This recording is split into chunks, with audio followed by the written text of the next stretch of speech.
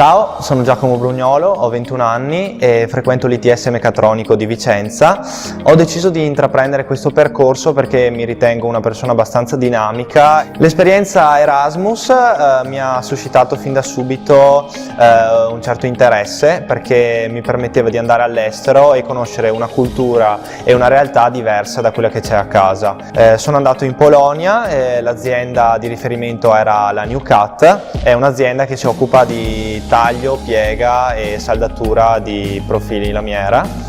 E questa azienda mi è piaciuta molto perché il titolare è riuscito a metterci in una posizione per imparare, capire come funziona l'azienda, capire come funzionano il mondo delle lamiere e di conseguenza agire per far collidere appunto questi due mondi. Erasmus Plus però non significa soltanto lavoro, significa anche stare con qualcun altro in una casa.